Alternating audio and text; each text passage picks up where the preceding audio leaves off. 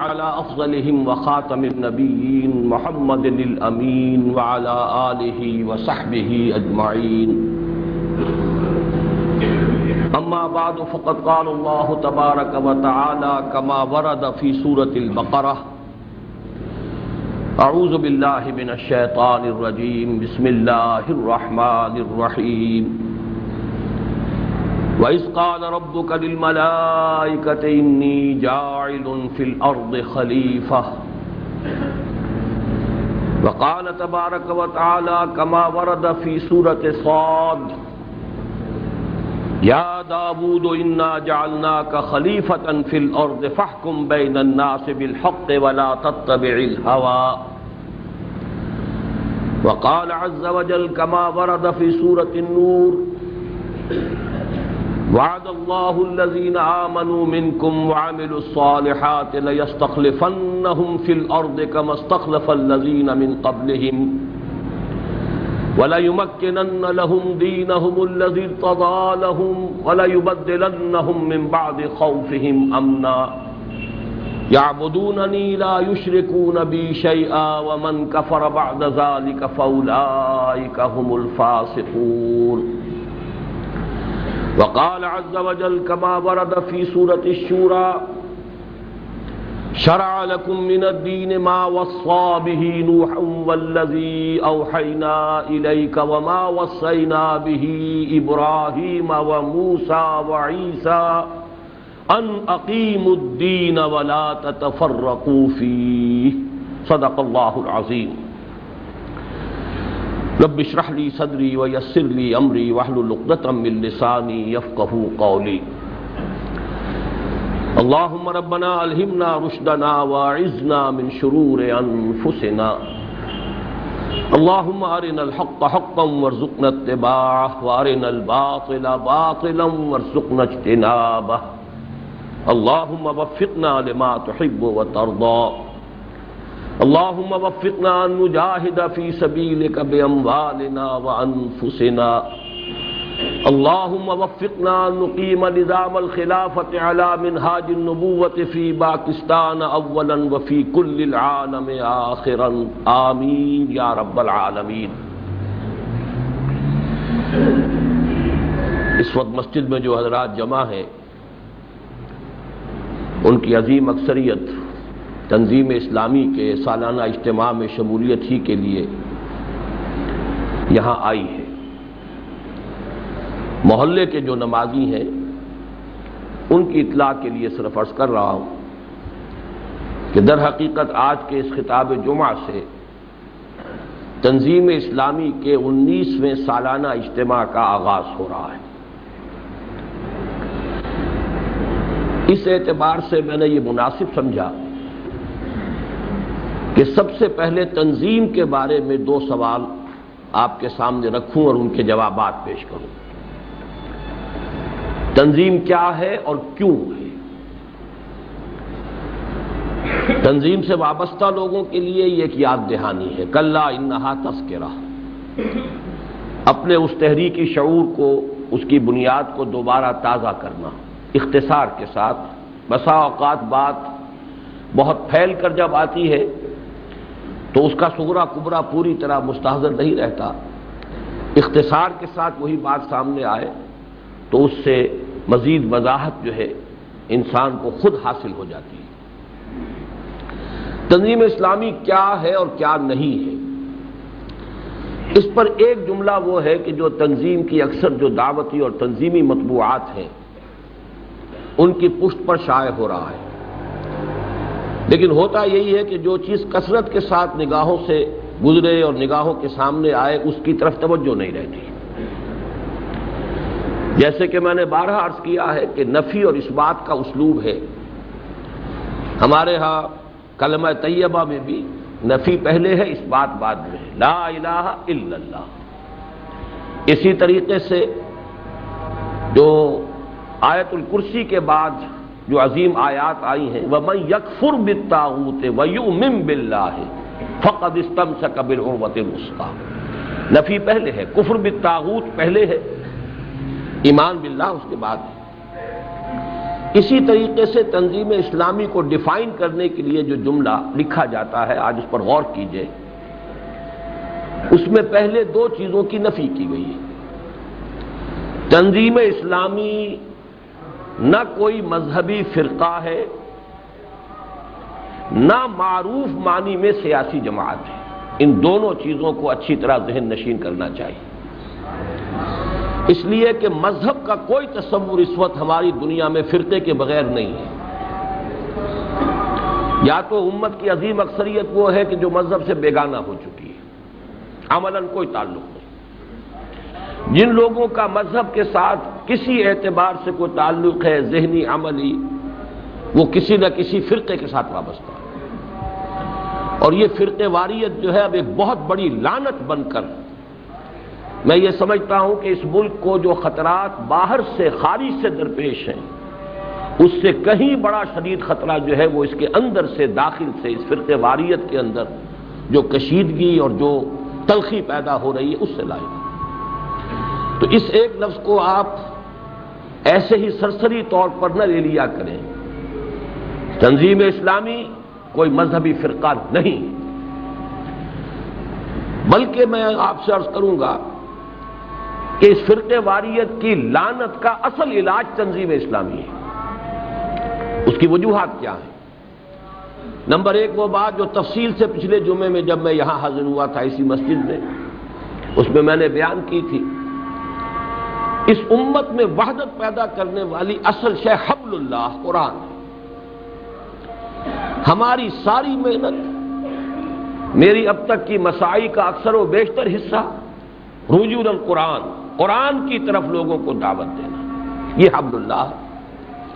اسی کو حضور نے فرمایا، قرآن نے تو اتفاق کی ہے اشارے پر، وَاعْتَصِمُوا بِحَبْلِ اللَّهِ جَمِيعًا وَلَا تَفَرَّقُوا، سب کے سب مل جل کر اللہ کی رسی کو مضبوطی سے تھام لو، چمٹ جاؤ اس سے، اور تفرقے میں مت پڑو۔ تفرقے کا علاج اسی سے ہوگا۔ حدیث نے وضاحت کر دی، حبل اللہ سے مراد قرآن ہے، هو حبل اللہ المتین، حضرت علی رضی اللہ تعالیٰ عنہ کی روایت، حضور نے فرمایا یہی ہے قرآن، اللہ کی مضبوط رسی۔ حضرت عبداللہ ابن مسعود سے روایت ہے رضی اللہ تعالیٰ عنہ، القرآن حبل اللہ الممدود من السماء الى الارض، یہ اللہ کی وہ رسی ہے جو تنی ہوئی ہے آسمان اور زمین کے مابین۔ اور ایک اور حدیث میں حضور نے فرمایا خود، فاستبشروا فإن هذا القرآن طرفه بأيديكم وطرفه بيد الله۔ کچھ صحابہ جو مسجد نبوی میں قرآن مجید کا مذاکرہ کر رہے تھے، سمجھا رہے تھے، گفتگو کر رہے تھے، حضور کو نے دیکھا، چہرے پر بشاشت، خوشی کے آثار ظاہر ہوئے، پھر آپ قریب آئے، پوچھا الستم تشهدون ان لا الہ الا اللہ وانی رسول اللہ وان هذا القرآن جاء من عند اللہ، کیا آپ لوگ اس بات کی گواہی نہیں دیتے کہ اللہ کے سوا کوئی معبود نہیں، میں اس کا رسول ہوں اور یہ قرآن اللہ کے پاس سے آیا؟ جواب کیا ہو سکتا؟ بلا یا رسول اللہ، حضور کیوں نہیں، ہم سب اس کے گواہ ہیں، اس کی گواہی کے بغیر تو کوئی مسلمان ہی نہیں۔ تب آپ نے فرمایا فاستبشروا، تو خوشیاں مناؤ، فإن هذا القرآن طرفه بأيديكم وطرفه بيد الله، اس قرآن کا ایک سرا تمہارے ہاتھ میں اور ایک سرا اللہ کے ہاتھ میں۔ اب اس سے زیادہ تو وضاحت ہو نہیں سکتی۔ تو ہم نے تو چونکہ اصل جو ہے ہماری جڑ، بنیاد، اب بھی جب ہم اپنے پورے کام کو ایک وحدت کی حیثیت سے تشبیہ دیتے ہیں درخت سے، کہ جو بھی کام ہم کرنے کی کوشش کر رہے ہیں اس میں جڑ کی حیثیت ہے دعوت رجوع القرآن، تمسک بالقرآن، اس کے بعد تنے کی حیثیت ہے اس تنظیم اسلامی کی، اور اس کے بعد تحریک خلافت ہے تاکہ to reach out to the masses, لوگوں تک پہنچے۔ اس طریقے سے یہ گویا کہ ایک ہی آرگینک ہول ہے، ایک حیاتیاتی اکائی ہے، اس میں جڑ وہی ہے۔ دوسری بات یہ کہ جب تک ایک اعلیٰ نصب العین نہ ہو، بلند تر نصب العین ہوگا تو چھوٹے اختلافات خود بخود دب جائیں گے۔ اس کی بڑی پیاری مثال ہندوستان میں پیش آئی، جب وہاں آئلی قوانین کا مسئلہ اٹھ کھڑا ہوا، کلکتہ کی ہائی کورٹ نے ایک مسلمان خاتون کے مقدمے میں ایک ایسا فیصلہ دے دیا جو شریعت کے منافی تھا، شریعت پر اضافہ تھا، کم سے کم منافی نہیں تو اس پر مسلمانوں نے ایک تحریک چلائی، احتجاجی تحریک، اور اس احتجاجی تحریک میں تمام مسلمان جمع ہو گئے، کیونکہ اب ایک بلند تر مقصد سامنے آ گیا۔ چنانچہ یہ معجزہ ہوا کہ لکھنؤ جیسے شہر میں، جس میں ہر سال شیعہ سنی فساد لازم تھا، ہو ہی نہیں سکتا تھا محرم میں شیعہ سنی فساد نہ ہو لکھنؤ میں، ان سالوں میں نہیں ہوا۔ تو جب کوئی بلند تر مقصد سامنے آتا ہے تو چھوٹے اختلافات نیچے دب جاتے ہیں۔ اگر کوئی ہائر آئیڈیل ہے ہی نہیں، تو اعلیٰ نصب العین ہے ہی نہیں، وہ بلند تر مقصد ہے ہی نہیں، تو ظاہر بات ہے کہ پھر تو چھوٹے چھوٹے اختلافات خود بخود ابھریں گے، نمایاں ہوں گے، آؤٹ آف پروپورشن جو ہے ان کی اہمیت ہو جائے گی، اور اسی سے پھر فرقہ واریت بڑھتی ہے۔ تو یہ دو کام ہیں جو ہم کر رہے ہیں۔ ایک، اعلیٰ تر نصب العین، قیام خلافت کے لیے جمع ہو جاؤ، اللہ کی حکومت قائم کرنے کے لیے جمع ہو جاؤ، اقامت دین کی جد و جہد کے لیے جمع ہو جاؤ، یہ بلند تر نصب العین ہے۔ ظاہر بات ہے کہ اس کے نیچے کوئی حنفی ہے، کوئی اہل حدیث ہے، کوئی شافعی ہے، کوئی پرواہ نہیں۔ یہ تمام چیزیں جو ہے دین اسلام ہی کے اندر ہیں، ان سے باہر نہیں ہیں۔ ان کے اندر جو بھی ہے اپنے سینے کو کشادہ رکھیے، اپنے ذہن کو وسعت دیجیے، لیکن جو ہے ایک طرف اس جڑ کو، قرآن مجید کو، اعتصام بحبل اللہ، اور دوسری طرف ایک اعلیٰ نصب العین کے لیے اپنی توانائیوں کو وقف کیجیے۔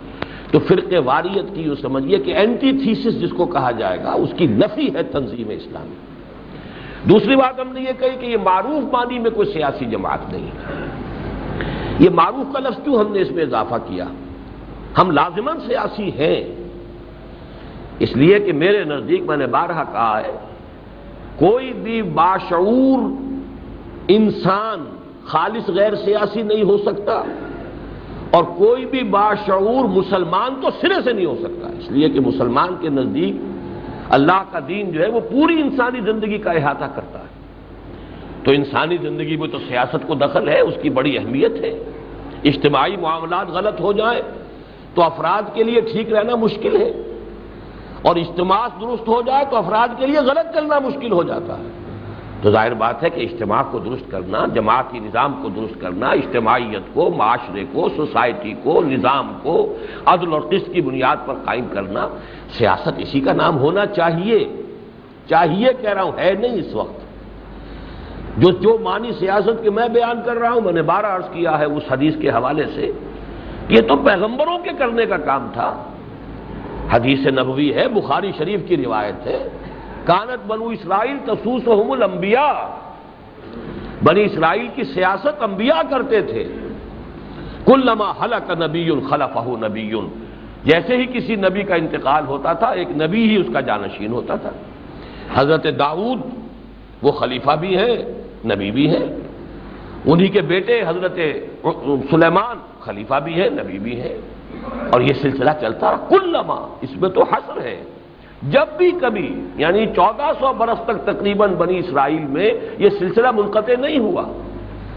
حضرت موسیٰ اور حضرت ہارون کے زمانے سے شروع ہوا ہے سلسلہ، یہ زنجیر شروع بھی ہوئی ہے تو دو اشخاص موجود تھے بیک وقت، دونوں نبی، موسیٰ بھی نبی، ہارون بھی نبی، اور جب یہ چین ختم ہوئی ہے سلسلہ انبیاء بنی اسرائیل، اس وقت بھی دو نبی، حضرت یحییٰ نبی، کرائی فرام دی ولڈرنس، اور حضرت مسیح علیہ السلام نبی، درمیان میں یہ تسلسل جاری رہا ہے۔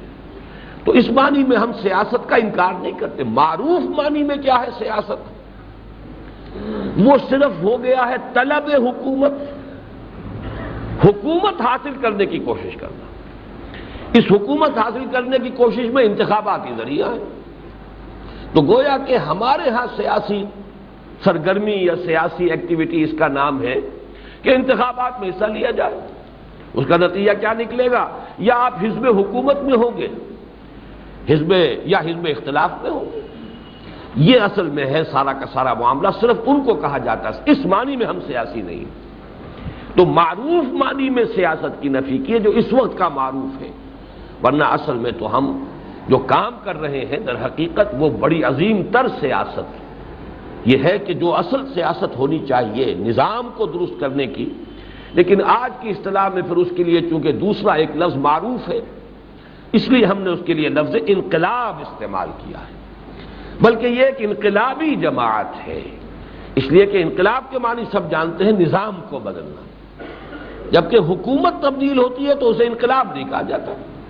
پیپلز پارٹی کی حکومت تھی، اس کے بعد کہیں آئی جی آئی کی ہو گئی تھی، پھر اس کے بعد پھر پیپلز پارٹی ہو گئی، پھر کوئی اور ہو سکتا ہے۔ تو وہ حکومتیں بدلتی رہتی ہیں، ہاتھ بدلتے رہتے ہیں، چہرے بدلتے رہتے ہیں، نظام جو کا تو ہے، وہی سرمایہ داری، وہی جاگیرداری، وہی سود خوری، سارا کچھ نظام وہی ہے، سرے سے کوئی فرق واقع نہیں ہوتا، چہرے بدل جاتے ہیں، شخصیتیں بدل جاتی ہیں، یا یہ کہ چہروں کے اور پیشانیوں کے لیبل بدل جاتے ہیں، اس کے سوا کچھ بھی نہیں بدلتا۔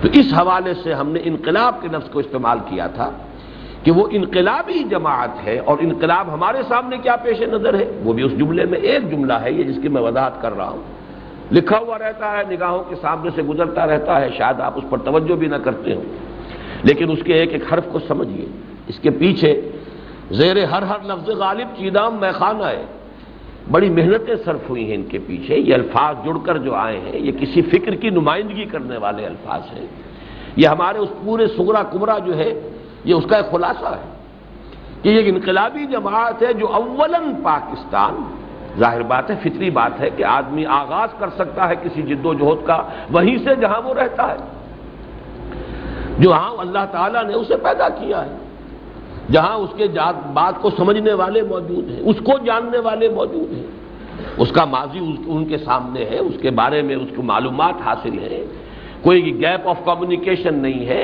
زبان جو ہے وہ وہی بولتا ہے کہ جو لوگ سمجھتے ہیں، تو اصل میں تو کام شروع تو وہی ہو سکتا ہے، لیکن یہ کہ ہمارا تعلق کسی ایک خطہ ارضی سے نہیں ہے، اولاً پاکستان، لیکن بالآخر جو ہمارا آؤٹ لک ہے وہ تو آفاقی ہے، یہ دین تو آیا ہے کل روح ارضی کے لیے، محمد صلی اللہ علیہ وسلم کی بعثت ہوئی ہے کل نوع انسانی کے لیے، وما ارسلناک الا کافۃ للناس بشیرا ونذیرا۔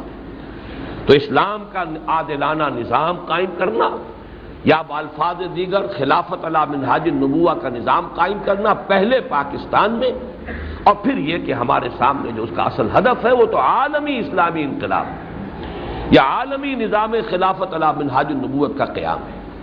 تو یہ تو میں نے ابھی ایک سوال کا جواب دیا کہ تنظیم اسلامی کیا ہے۔ تنظیم اسلامی نہ کوئی مذہبی فرقہ ہے، نہ معروف معنی میں کوئی سیاسی جماعت ہے، بلکہ ایک ایسی اسلامی انقلابی جماعت ہے جو اولاً پاکستان اور بالآخر کل روئے ارضی پر اسلام کے نظام عدل اجتماعی یا بالفاظ دیگر خلافت علی منہاج النبوت کا عالمی سطح پر قیام پیش نظر رکھتی ہے۔ اب آئیے یہ کیوں قائم ہوئی؟ دیکھیے، ہر شے کے لیے کوئی محرک ہوتا ہے۔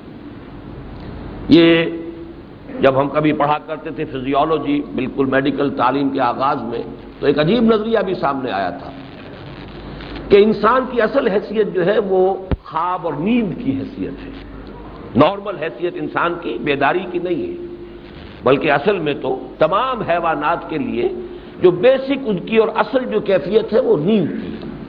کوئی سٹیمولس ہوتا ہے تو وہ جاگتا ہے، کوئی محرک اسے درکار ہے کسی عمل کے لیے، اور ظاہر بات ہے بیداری میں تو کوئی عمل ہوگا۔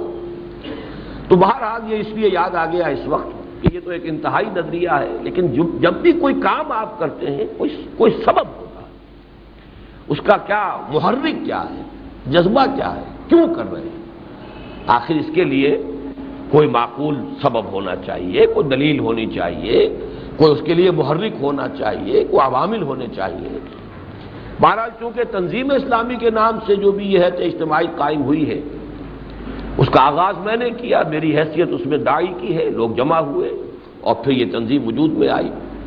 تو میں اپنے بارے میں دو باتیں پھر وہ نفی کے انداز میں آپ کے سامنے رکھ دوں۔ نہ یہ میرا پیشہ ہے،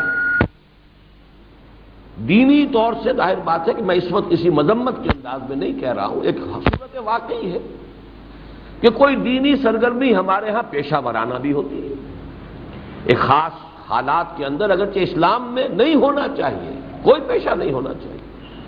ہر مسلمان کو دین کا وہ بنیادی علم حاصل کرنا چاہیے کہ وہ نماز پڑھا سکے، وہ خطبہ جمعہ دے سکے، وہ نکاح پڑھا سکے، اپنی بچی کا نکاح خود پڑھائے، وہ اپنے والد کا جنازہ خود پڑھے۔ یہی چیزیں ہیں جو ہم چونکہ نہیں کرتے تو ہم نے پیشہ بنا دیا، مولوی صاحب چاہیے۔ اور چونکہ جب پیشہ بن گیا تو جہاں ڈیمانڈ ہوگی سپلائی ہوگی، اس کے لیے مدرسے قائم ہیں، اس کے لیے سپلائی ہو رہی ہے، اس کے لیے لوگ تیار ہیں، اور وہ ایک علیحدہ پیشہ بن گیا جو کہ حقیقت میں ہمارے دین میں نہیں ہے۔ نہ ہمارے ہاں کوئی برہمنیت ہے اور نہ ہمارے ہاں کوئی پاپائیت ہے۔ برہمنیت نسلی شے ہے، پاپائیت جو ہے وہ ایک مذہبی پیشے کے اعتبار سے۔ اسلام میں دونوں کی کوئی گنجائش نہیں، بالفعل دونوں اس وقت موجود ہیں مسلمانوں میں، تو اسلام اور شے ہے، مسلمان اور شے ہے، ان دونوں کو گڑمٹ کرنے کی ضرورت نہیں ہے۔ اسلام میں نہ برہمنیت ہے نہ پاپائیت ہے، آج مسلمانوں نے یہ دونوں چیزیں جو ہے اپنے اندر پیدا کر دی ہیں۔ بہرحال میں نے جو وضاحت کی وہ یہ کہ میرے بارے میں یہ تو سب کو معلوم ہے کہ یہ میرا پیشہ نہیں تھا۔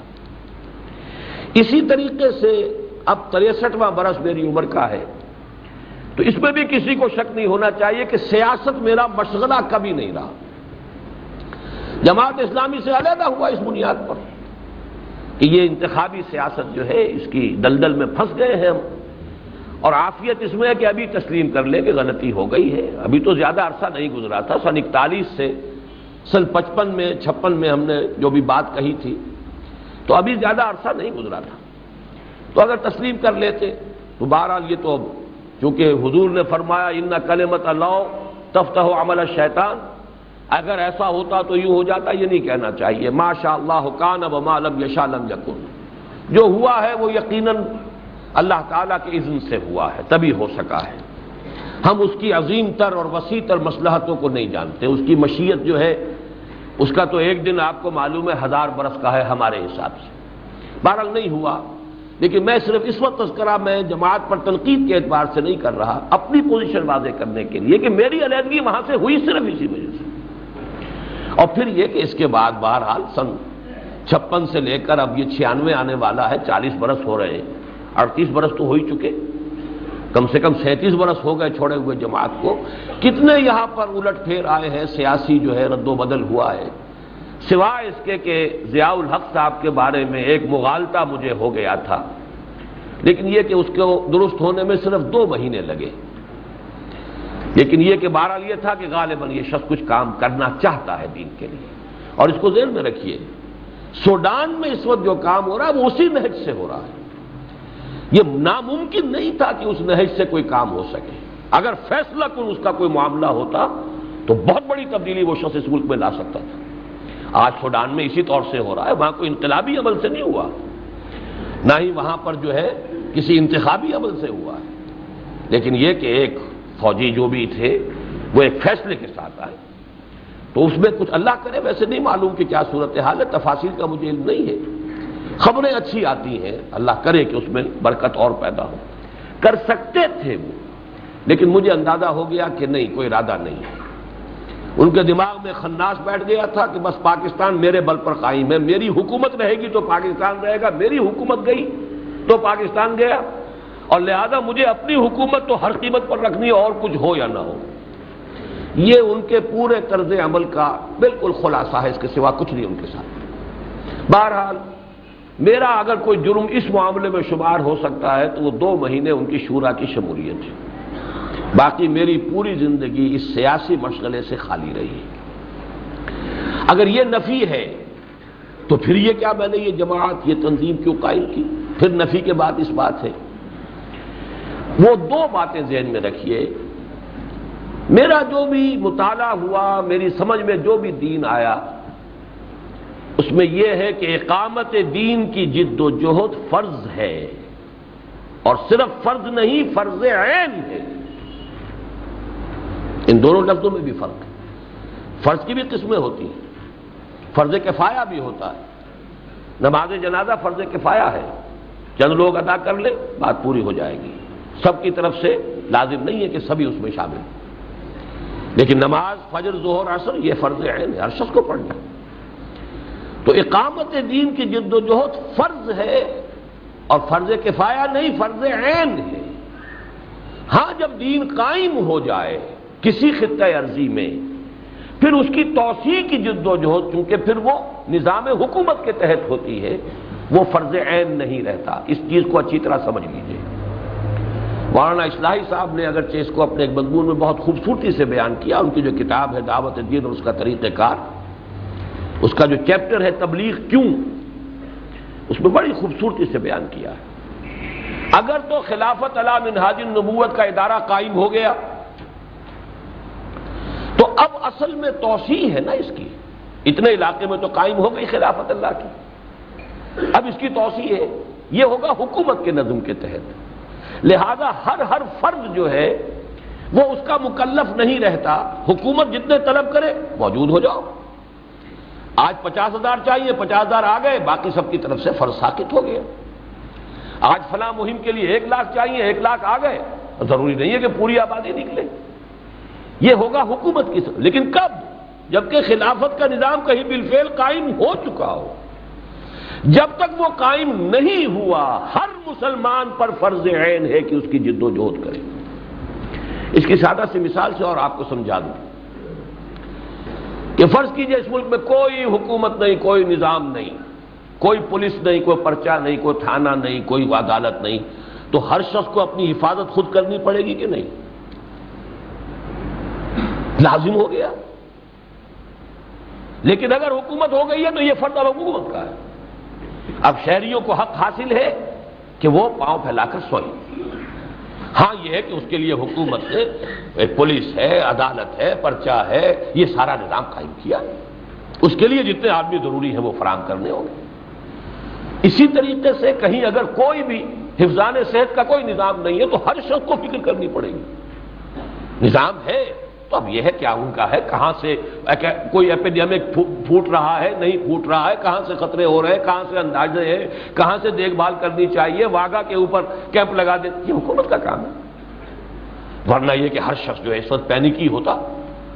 تو صورتحال یہی ہے، بالکل اقامت دین کی جد و جہد فرض عین ہے جب تک کہ دنیا کے کسی بھی خطے میں خلافت علی منہاج النبوت کا نظام قائم نہیں، ہر مسلمان اس کے اوپر مکلف ہے، یہ فرض ہے۔ میں زور دے کر اس لیے کہہ رہا ہوں، بڑے بڑے دیندار فنے خان جو اپنے آپ کو بڑے متقی سمجھتے ہیں وہ بھی اس بات کو نہیں جانتے کہ یہ جد و جہد فرض ہے۔ اپنی جگہ وہ سمجھتے ہیں اپنے آپ کو بڑے متقی اور بڑے دیندار، لیکن یہ حقیقت بہت عرصہ لگا ہے کہ یہ ہمارے ذہنوں سے اوجھل ہوئی ہے۔ میری کتاب اب وہ چھپ چکی ہے، اسلام کا انقلابی فکر، اسلام کے انقلابی فکر کی تجدید و تعمیر، کہ اصل انقلابی فکر تھا کیا، وہ کیوں بیک گراؤنڈ میں چلا گیا اور دوبارہ اس کی تجدید کیسے ہوئی ہے۔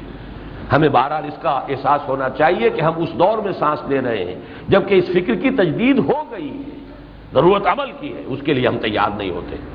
بہرحال پہلی بات یہ جان لیجئے کہ یہ کیوں میں نے تنظیم قائم کی، جبکہ نہ یہ میرا پیشہ ہے، نہ الحمدللہ آج تک میں یہ کہہ سکتا ہوں کہ تنظیم اسلامی سے ایک پیسے کی کوئی بھی میں نے کوئی مفاد حاصل کیا، ایک پیسے کا۔ انجمن کی بات نہیں کر رہا، انجمن کے اس پریمیسز میں میری رہائش ہے، یہاں مجھے سہولتیں حاصل ہیں، لیکن اس کا بدل بھی ہے کہ میری ساری کتابیں، میرے سارے کیسٹس وہ انجمن کی ملکیت ہے یا جو بھی ہے، اس سے کوئی آمد نہیں ہے، میری کوئی رائلٹی نہیں، میری کوئی آمد نہیں، میرے کوئی اخراجات یہاں کے جو ہے وہ انجمن کے ذمے ہیں۔ لیکن تنظیم اسلامی کے بارے میں تو میں یہ کہہ سکتا ہوں، حلفاً کہہ سکتا ہوں کہ آج تک اس سے ایک پیسے کا بھی کوئی مفاد میں نے حاصل نہیں کیا۔ پھر بہرحال اب تک 63واں برس عمر کا ہے، جو کچھ میں نے کمایا اور کھایا ہے وہ بھی ایک حساب کم و بیش میں لکھ دیا ہے سب لوگوں کے سامنے۔ تو نہ یہ میرا پیشہ، نہ یہ میرا سیاسی اس معنی میں مشغلہ، تو کیوں کیا؟ اس لیے کہ میں تو مجبور ہوں۔ جزدار اگر کوئی مفر ہو تو بتاؤ، ناچار گناہگار سوئے دار چلے ہیں، اس کے سوا میرے پاس تو راستہ نہیں کہ یہ فرض عین ہے اور اس کے لیے جد و جہد اجتماعی سطح پر لازم ہے۔ اس کی تھوڑی سی ایک داستان بھی آپ کو بتا دوں، یہ میں لکھ چکا ہوں چیزیں، لیکن بہت سے حضرات ہمارے یہ چیزیں نہیں پڑھتے ہیں۔ عزم تنظیم نامی کتابچے میں یہ چیزیں آپ کو مل جائیں گی، جو سلسلہ مطبوعات تنظیم اسلامی نمبر 1 پمفلٹ ہے۔ مجھ پر سب سے پہلا اثر جو پڑا ہے اس دنیا میں وہ علامہ اقبال کی ملی شاعری کا ہے، لیکن اس سے ایک جذبہ ملی بیدار ہوا تھا۔ ہم مسلمان ہیں، ہمارا ایک اپنی تہذیب ہے، کلچر ہے، مسلمان ایک قوم ہے۔ اس کے بعد یہ کہ کالج میں آتے ہی، بلکہ اس سے پہلے ہائی اسکول کے دور سے ہی میں مولانا مودودی کی تحریروں سے متعارف ہوا۔ اس کے بعد 10 برس میرے کالج کی زندگی کے 7 برس 3 اور اس تحریک کے ساتھ عملاً گزرے۔ مولانا مودودی اور مولانا امین احسن اصلاحی، ان دونوں کی تحریروں سے یہ تصور جو میں بیان کر رہا ہوں بہت کلیئر میرے سامنے آ چکا تھا، جبکہ میری عمر صرف 19 برس تھی۔ اسی عزم تنظیم والے کتابچے میں نے اپنی اس 19 برس کی عمر کی ایک تحریر بھی دے دی ہے کہ یہ تھا جو میں نے سبق سیکھا تھا 1951 میں، جبکہ میری عمر ابھی 19 برس تھی۔ اس کے بعد سے جو میرا مطالعہ ہے، اب ظاہر بات ہے 51 کے بعد اب یہ 94 43 برس کی بات ہے، نصف صدی کی قصہ ہے، 2-4 برس کی بات نہیں۔ جتنا قرآن پڑھا، جتنی حدیث پڑھی، جتنی سیرت کا مطالعہ کیا، وہ پختہ سے پختہ تر، گہرا سے گہرا تر، اس کی گہرائی اور گہرائی میں اضافہ ہوتا چلا۔ کیا ہے وہ؟ ہر مدعی ایمان پر پہلا فرض عین ہے کہ اللہ کا بندہ بنے، اور بندگی کا مطلب ہے پوری زندگی میں اس کی اطاعت اور عبادت، جزوی نہیں۔ دوسرا فرض عین اس کا یہ ہے اسی کا داعی اور پرچارک بن کر کھڑا ہو جائے، اسی کی دعوت۔ تیسرا فرض عین ہے اس بندگی رب کا نظام قائم کرنے کے لیے پوری زندگی انسانی جو ہے وہ اسی اصول کے اوپر استوار ہو جائے، اس کے لیے تن من دھن کے ساتھ جد و جہد کرے۔ اور ظاہر بات ہے کہ یہ کام کسی جماعت کے بغیر نہیں ہو سکتا۔ تو جیسے نماز فرض ہے تو وضو کے بغیر پڑھی نہیں جا سکتی، تو وضو بھی فرض ہے، ایسے ہی اقامت دین کی جد و جہد، اللہ کے دین کو قائم کرنے کی جد و جہد فرض ہے، وہ جماعت کے بغیر ممکن نہیں، تو التزام جماعت بھی فرض ہے۔ 4 جملوں سے زیادہ نہیں ہے۔ ویسے اس خانے میں جو رنگ میں نے بھرے ہیں اللہ کے فضل و کرم سے، ہر ایک سطح کی اصطلاحات کو علیہ نظر بیان کیا ہے۔ پہلی سطح پر اسلام کا لفظ ہے، ٹو سرنڈر، اللہ کی احکام کی مخالفت ترک کر دینا، اسلام، گردن نہادن، سپر انداختن۔ پھر اسی کے اندر لفظ آتا اطاعت۔ سرنڈر تو آدمی مجبوراً بھی کر دیتا ہے کبھی، کہ اب تابع مقاومت نہیں رہی، مقابلے کی ہمت نہیں رہی، نہیں، اطاعت تو سے بنا ہے، دلی آمادگی سے اللہ کی بات ماننا، یہ اس سے اگلا قدم ہو گیا۔ اس سے آگے کا لفظ ہے تقویٰ، باریک بینی کے ساتھ بچ بچ کر کہیں کوئی اللہ کے حکم کے خلاف قدم نہ اٹھ جائے۔ یہ اسی کا ایک نیگیٹو پہلو ہے، دونوں کا ایک اندرونی حصہ ہے۔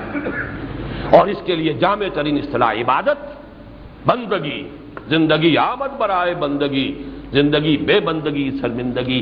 لیکن اس عبادت کا یہ جو ہمارا مطالبات دین کے نام سے کتاب سے چھپ چکا ہے، اس کا جزو لازم ہے محبت، اللہ کی ہمتن اطاعت اس کی محبت کے جذبے سے سرشار ہو کر کی جائے۔ دیکھیے، ایک ہے سرنڈر، چاہے مجبوراً بھی ہو گیا، مسلمان تو ہو گئے، اطاعت تو کے ساتھ، دلی آمادگی کے ساتھ بات مان، ایک ہے محبت کے جذبے سے سرشار ہو کر۔ اب اس میں جو آپ اندازہ کیجئے جو رنگ اور جو گاہٹ پیدا ہوا ہے اس کا، یہ ہے پہلی سطح۔ دوسری سطح تبلیغ۔ تبلیغ کسے کہتے ہیں؟ کوئی بات کسی کو پہنچانا، قرآن پہنچاؤ، دین پہنچاؤ، اللہ کی بندگی کا پیغام پہنچاؤ، بلغوا عنہ ولو آیۃ، چاہے ایک ہی آیت کے ذریعے پہنچاؤ۔ دعوت کسے کہتے ہیں؟ کسی کو بلانا، پہلے پیغام دینا ہے، پھر اسے کھینچ کر اسلام کی طرف لے آنا ہے۔ ایک ہی عمل کے 2 رخ ہیں، تبلیغ ٹو ریچ آؤٹ، اور دعوت کھینچ کے لاؤ، بلا کے لاؤ۔ ادعو الی سبیل ربک، پہنچاؤ، بلاؤ انہیں اللہ کے راستے کی طرف۔ اسی کے لیے ہے پھر امر بالمعروف نہی عن المنکر، نیکی کا حکم، بدی سے روکنا۔ اور اس کی منزل آخری کیا؟ شہادت علی الناس، حجت قائم ہو جائے کہ وہ یہ کہہ نہ سکے قیامت کے دن، اے اللہ ان بدبخت مسلمانوں نے ہمیں تیرا پیغام پہنچایا نہیں، یہ مجرم ہے، انہیں پکڑو۔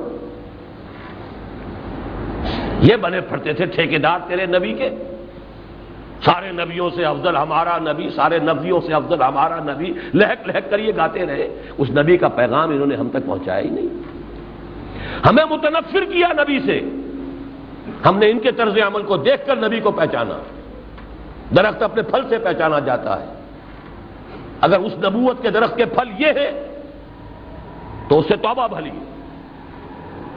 دنیا نے کہا ہے، بہت بڑا ڈرامہ نمیس، اس نے کہا کہ میں جب قرآن پڑھتا ہوں تو محسوس کرتا ہوں اس سے بہتر کتاب کوئی نہیں، مسلمانوں کو دیکھتا ہوں تو محسوس کرتا ہوں ان سے زیادہ ذلیل قوم کوئی نہیں۔ یہ ہے شہادت علی الناس کرنا، تو یہ تھا کہ لوگ دیکھتے، ہمارے عمل کو دیکھتے، ہمارے پیغام کو دیکھتے، ہماری قول کو دیکھتے، ہماری دعوت اور اس کے استدلال کو دیکھتے اور کہتے ہاں ٹھیک ہے، درستہ تم نے اپنا حق ادا کر دیا، تم نے بات کہہ دی، بس بات ختم ہوئی۔ آپ کہہ سکیں اللہ کیا ہے، اللہ ہم نے بات کہہ دی تھی، ماننا نہ ماننا کسی سے منوانا آپ کے اختیار میں نہیں۔ وما انت علیہم بمسیطر، یہ دوسرے لیول کی 4 اصطلاحات۔ تیسرے لیول پر تکبیر ربک فکبر، اپنے رب کی بڑائی قائم کرو۔ اللہ اکبر صرف کہنے کے لیے نہیں ہے، کبریائی کو نافذ کرو، اقامت دین کو قائم کرو۔ اس کی میں نے آیت آج آپ کو سنائی، ان اقیموا الدین ولا تتفرقوا فیہ۔ یہ وہ فرض ہے کہ جو تمام امتوں پر رہا۔ شرع لکم من الدین ما وصى به نوحا والذی اوحینا الیک وما وصینا به ابراہیم وموسیٰ وعیسیٰ ان اقیموا الدین ولا تتفرقوا فیہ۔ یہ تو وہ فرض رہے کہ جو صرف امت محمد کا نہیں ہے، یہ تو سب کا رہا۔ اسی کی تلقین، اسی کی نصیحت نوح کو اور موسیٰ کو اور عیسیٰ کو اور ابراہیم کو اور اے محمد آپ کو دین کو قائم کرو۔ اسی میں وضاحت کی ہم نے کہ دین ایک رہا ہے آدم سے لے کر این دم تک، بلکہ قیامت تک دین میں کوئی تبدیلی نہیں ہوئی ہے۔ تمام انبیاء کا نام لے کر قرآن میں کہا گیا کہ نہیں، ان ھذہ امتکم امۃ واحدۃ وانا ربکم فاعبدون، یہ تمہاری ایک ہی امت ہے، رسول تو ایک امت ہے، دین ایک ہے، رسول ایک امت ہے، لیکن رسولوں کے ساتھ جو مذہب، جو احکام آئے ان میں فرق ہوتا رہا، شریعت میں فرق ہوتا رہا۔ شریعت موسوی شریعت محمدی میں فرق ہے، دین موسوی دین محمدی میں کوئی فرق نہیں، دین تو ایک ہے۔ شرع لکم من الدین ما وصى، دین کے معاملے میں تو وہی بات، ما وصى به نوحا والذی اوحینا الیک وما وصینا به ابراہیم وموسیٰ وعیسیٰ ان اقیموا الدین ولا تتفرقوا فیہ۔ اسی کا نام ہے یکون الدین کلہ للہ، دین کل کا کل اللہ کے لیے ہوتا ہے۔ اسی کا نام ہے غلبہ دین لیظہرہ علی الدین کلہ۔ ہم نے اپنے رسول محمد کو تو بھیجا اس فیصلے کے ساتھ، دین کو غالب کریں کل کے کل تمام نظام زندگی کو۔ اسی کا مطلب ہے نظام خلافت قائم کرنا۔ یا داؤد انا جعلناک خلیفۃ فی الارض فاحکم بین الناس بالحق ولا تتبع الہویٰ۔ اے داؤد، ہم نے تمہیں زمین میں خلافت عطا کی ہے۔ اب اس کو بھی ہمارے بعض مفسرین، بعض مولویوں نے عجیب عجیب رنگ دے دیا ہے، خلافت سے مراد کیا ہے؟ اور حضرت آدم کو جو خلیفہ بنایا گیا تو وہ جنوں کے خلیفہ تھے کہ اللہ کے خلیفہ تھے کہ کس کے خلیفہ تھے؟ جنات کا خلیفہ بھی بنا دیا۔ بہرحال اللہ جزائے خیر دے امام راضی کو، بڑی انہوں نے شرح و بسط کے ساتھ جو ہے بحث کی ہے کہ یہ خلافت اللہ ہے، اس لیے کہ اس میں دلیل یہ دوسری آیت لائے ہے سورہ صاد کی، جب داؤد سے کہا گیا ہم نے تمہیں خلیفہ بنایا ہے فاحکم بین الناس بالعدل، بس فیصلے کرو، حکومت کرو لوگوں کے مابین عدل کے ساتھ۔ یہ ہے خلافت کا مطلب۔ یہ آیت خود واضح کر رہی خلافت سے مراد کیا ہے، اللہ کا نظام عدل قائم کیا جائے، اس کا دیا ہوا نظام عدل اجتماعی نافذ کیا جائے۔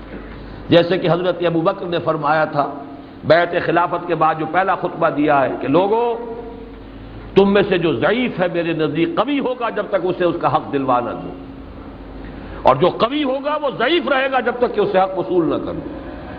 یہ ہے خلافت کا منشور، نظام عدل و قسط کا قیام، لیقوم الناس بالقسط، تاکہ لوگ عدل پر قائم ہوں۔ ولا تتبع الہویٰ، اگر آپ اللہ کے نظام کو چھوڑیں گے تو خواہش کی پیروی کریں گے نا پھر. اب وہ خواہش چاہے ایک شخص کی ہے، مونارک ہے، بادشاہ ہے، احمد منارک فولائی سروے علیہ سلی ملک و مصر، کیا میری حکومت ہے یہاں میں جس کا چاہوں موگا بند کر دوں؟ ہذہ الانہار تجری من تحتی، یہ تمام جو ہے آبپاشی کا نظام میرے اختیار میں ہے، تمام وسائل یہاں کے میرے قبضہ قدرت میں ہے. یا تو وہ ایک شخص ہوگا اس کی ہوائے نفس طے کرے گی، یا پھر یہ کہ اکثریت کی ہوا ہوگی خواہش. وہ چاہے جمہوریت ہو، جو بھی ساورنٹی کا تصور ہے اللہ کے سوا وہی کفر ہے، وہی شرک ہے.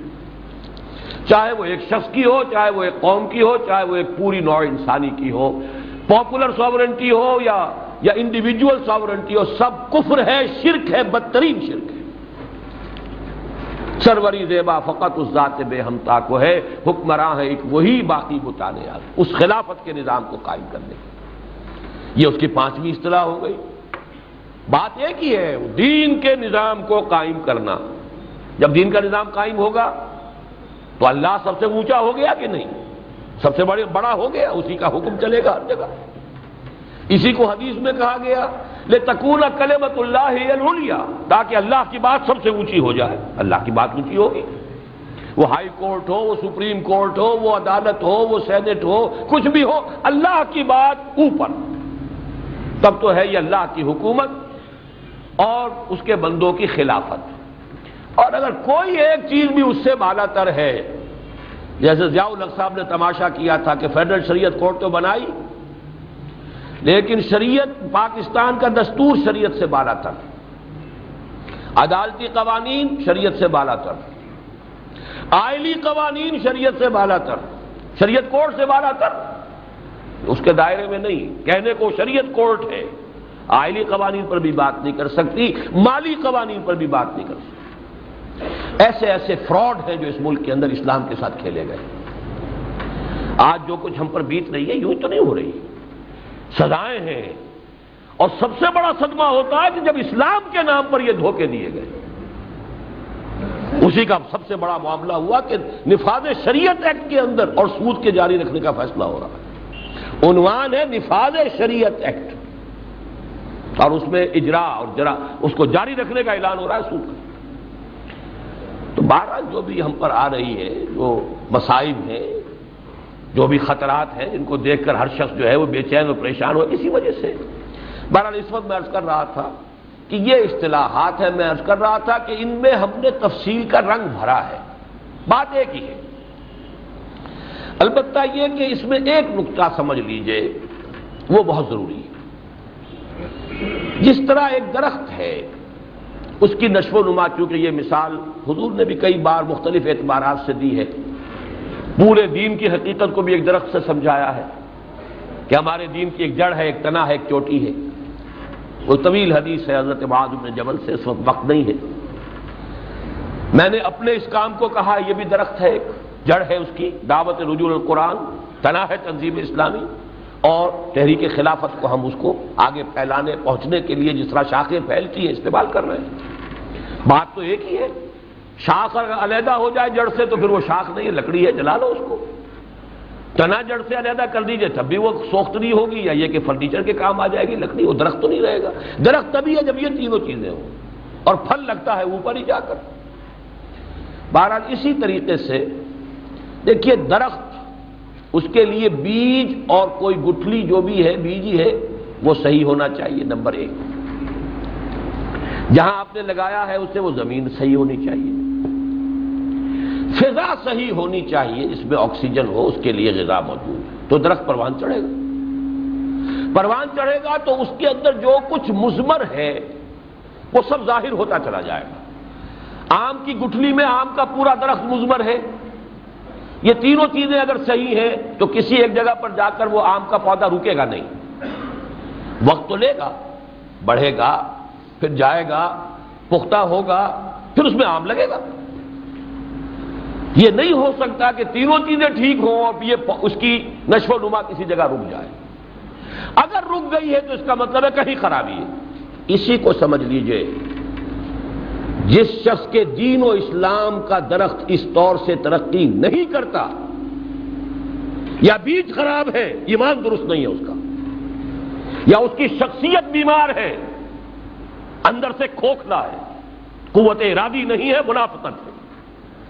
یا ایک تیسری چیز ایسی بھی ہو سکتی ہے کمزور طبقے کے لیے ماحول وہ ہے کہ آرزو اول تو پیدا ہو نہیں سکتی کہیں اور ہو جائے تو مر جاتی ہے یا رہتی ہے خام، یہ بھی ہے، ایک تیسرے درجے میں شمار کر رہا ہوں۔ اسی لیے میں نے کہا تھا ماحول ٹھیک ہو تو غلط چلنا مشکل ہوتا ہے، اور ماحول غلط ہو تو ظاہر بات ہے ٹھیک چلنے کے لیے محنت کرنی پڑے گی۔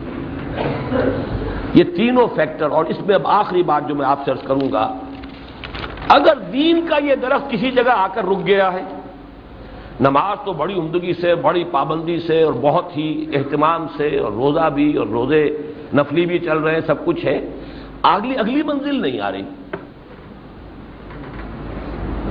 نہ وہ اقامت دین کی جد و جہد ہے، سمجھ رہے ہیں ہم تو دین کے پورا کام کر رہے ہیں، تو کہیں کوئی گڑبڑ ہے۔ یہ سٹنٹڈ گروتھ کسی پیتھولوجی کا مظہر ہے، اور یہی وجہ ہے کہ قرآن مجید میں متعدد مقامات پر حبط اعمال کا ذکر آیا ہے۔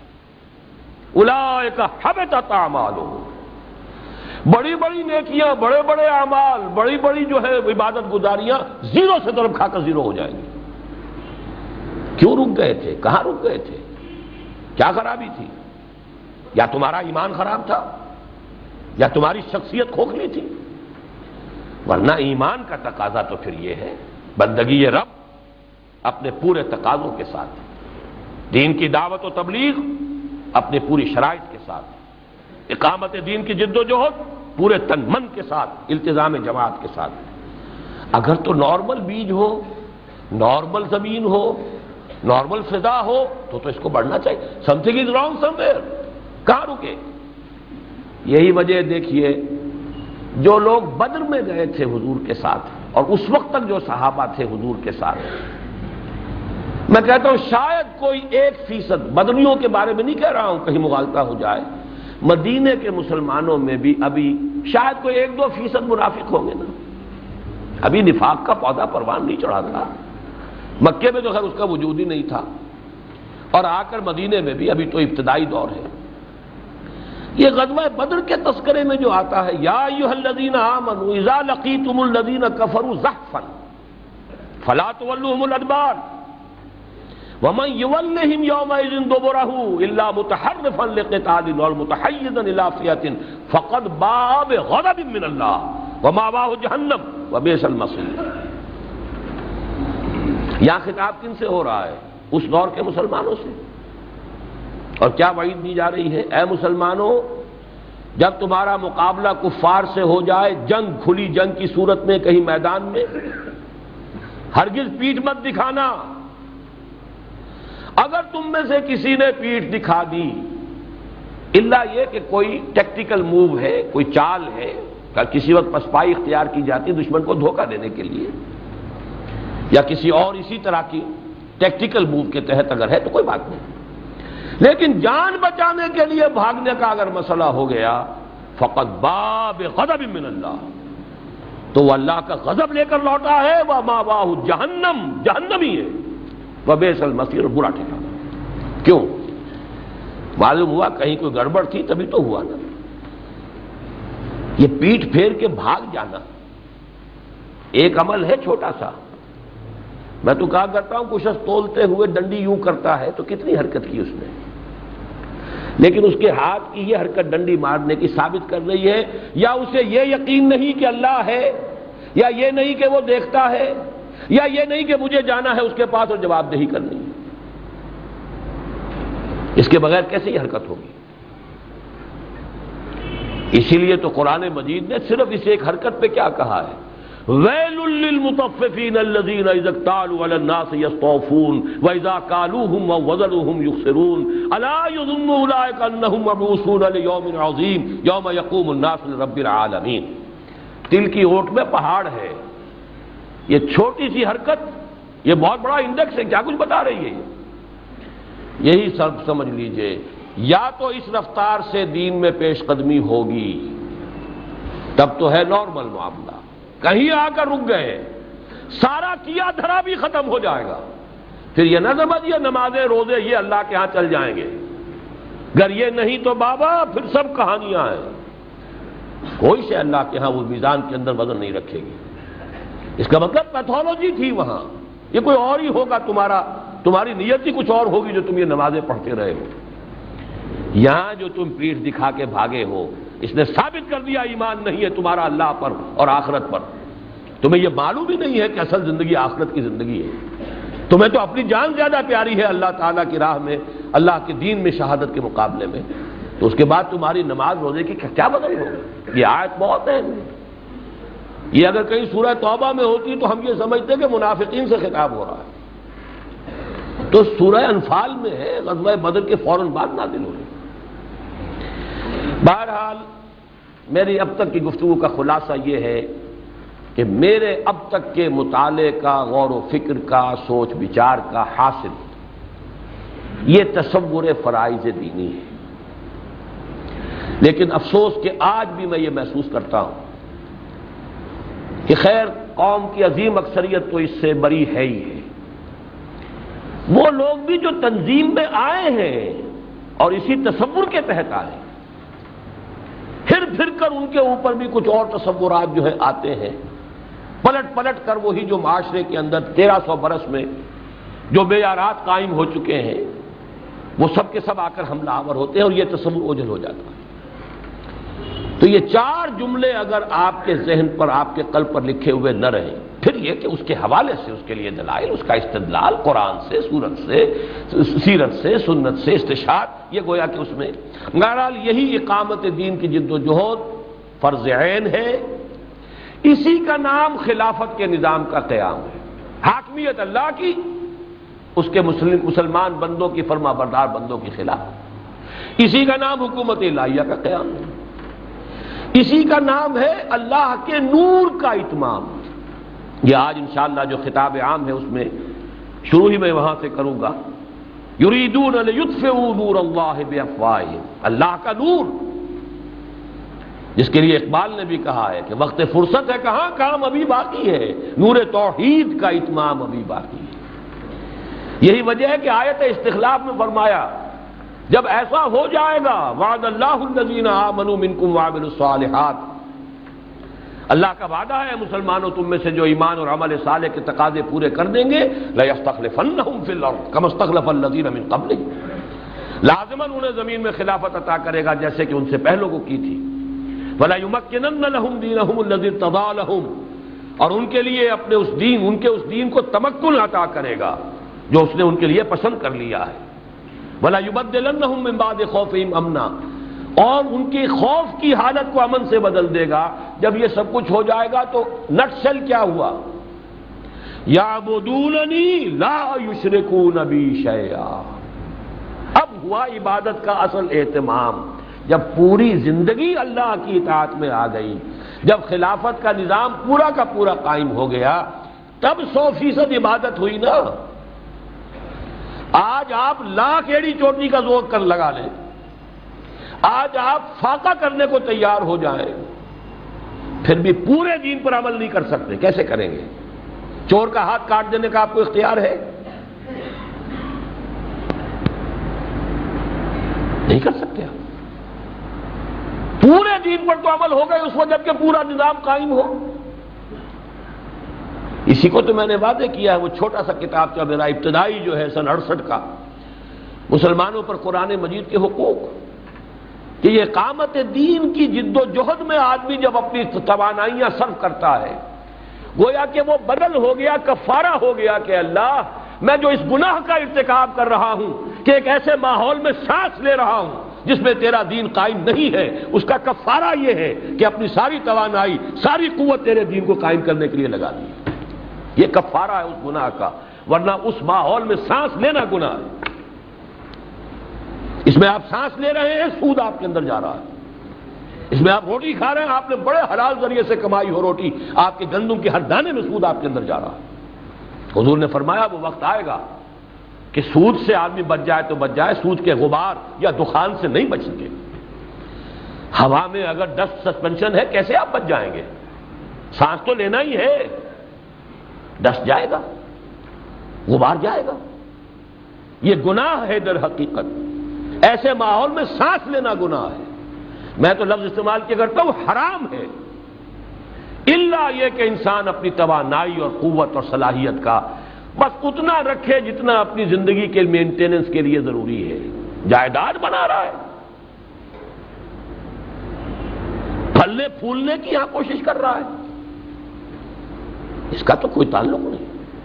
ہاں نظام خلافت قائم ہو جائے، جب یہ فرض کفایہ کے درجے میں آ جائے، اب کر لینا۔ اب تقرب بالنوافل کا مرحلہ بھی وہی ہے جو میرا کتابچہ ہے، تقرب بالفرائض اور تقرب بالنوافل۔ تقرب بالنوافل کا وقت آتا ہی تب ہے جبکہ یہ فریضہ اقامت دین کی جد و جہد کامیاب ہو چکی ہو۔ اب ہے آپ جیسے وہ باقی چیزوں میں بھی اب آپ کے لیے ہے۔ کس نے آپ کے لیے حرام کیا؟ قل من حرم زینت اللہ التی اخرج لعبادہ والطیبات من الرزق، اچھا کھائیے، اچھا پہنیے، حلال ذریعے سے کمائیے، بشرطے کہ وہ ماحول وہ ہے جس میں اللہ کا دین قائم ہے۔ ماحول جو ہے وہ حرام کا ہے تو آپ کھا کیا رہے ہیں؟ یہاں تو جو بھی آپ تھوڑے سے تھوڑا لے رہے ہیں وہ بھی گناہ سے آلودہ ہے جو آپ کے اندر جا رہا ہے، اور اس کا کفارہ یہ ہے کہ جو توانائی بھی اس سے ملی ہے جسم کو، اس کا اکثر و بیشتر لگا دیجئے اس دین کو قائم کرنے میں اور اس نظام کو بدلنے میں۔ یہ ہے میرے تو آج تک کے مطالعے کا حاصل، سوچ کا حاصل، غور و فکر کا حاصل۔ اسی میں مجھے سیرت نظر آتی ہے، اسی میں مجھے سنت نظر آتی ہے، یہی مجھے قرآن مجید کا خلاصہ نظر آتا ہے۔